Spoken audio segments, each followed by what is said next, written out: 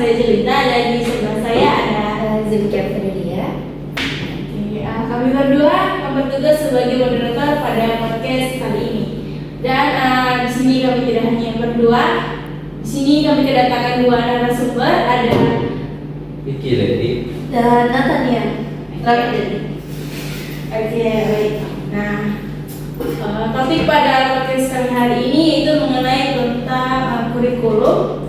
Jadi di sini kami akan membahas tentang kurikulum yang selalu berganti-ganti.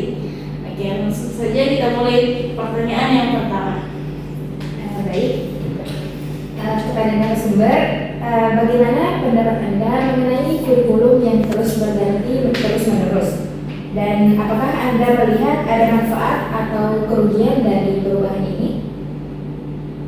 Menurut saya, kurikulum yang terus berganti-ganti dapat memiliki dampak positif dan negatif. Di satu sisi, perubahan kurikulum dapat membawa inovasi dan peningkatan kualitas pendidikan. Namun, di sisi lain, perubahan yang terlalu sering dapat menyebabkan kesulitan bagi guru dan siswa dalam menyesuaikan diri.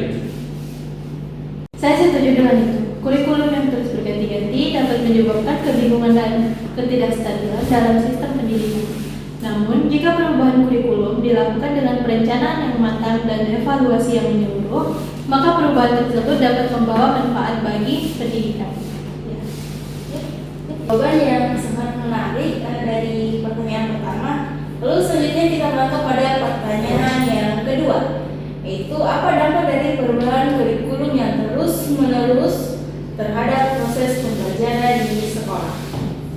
Kurikulum yang terus-menerus dapat menyebabkan kesulitan bagi guru dalam menyelesaikan materi pembelajaran dan metode pembelajaran. Selain itu, siswa juga dapat merasa bingung dan tidak stabil dalam memahami materi yang diajarkan.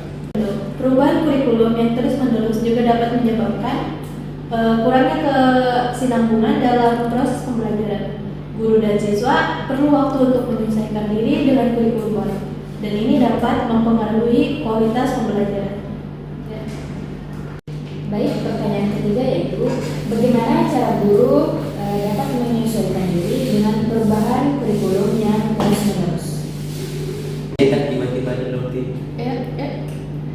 Guru dapat menyesuaikan diri dengan perubahan kurikulum dengan cara mengikuti pelatihan dan workshop yang terkait dengan kurikulum baru. Selain itu, guru yang dapat berbagi pengalaman dan pengetahuan dengan rekan-rekan lainnya untuk meningkatkan kualitas pembelajaran. Baik, saya menambahkan bahwa guru juga perlu memiliki kemampuan adaptasi yang tinggi dan kemampuan untuk terus belajar dan meningkatkan diri dengan terus.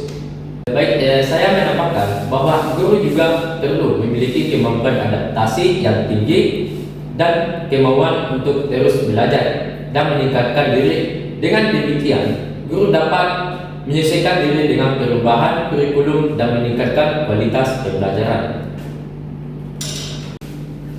Oke, baik, kita lanjut ke pertanyaan yang terakhir, yaitu apa yang dilakukan oleh pemerintah untuk meningkatkan kualitas kurikulum dan mengurangi perubahannya terus-menerus? Dapat melakukan evaluasi yang lebih menyeluruh terhadap kurikulum yang ada sebelum melakukan perubahan.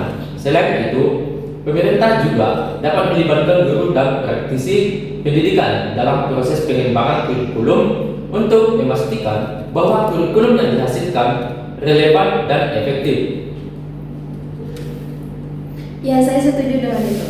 Pemerintah juga perlu mempertimbangkan kebutuhan dan aspirasi masyarakat dalam mengembangkan kurikulum. Dengan demikian, kurikulum yang dihasilkan dapat memenuhi kebutuhan dan aspirasi masyarakat dan mengurangi perubahan yang terus-menerus.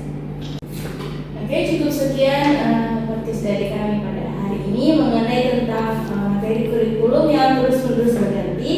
Kami mengucapkan terima kasih banyak kepada kedua narasumber atas jawaban yang sangat inovatif. Semoga diskusi hari ini memberikan kita semua wawasan dan bermanfaat untuk kita di masa depan. Saya dan rekan saya pamit undur diri.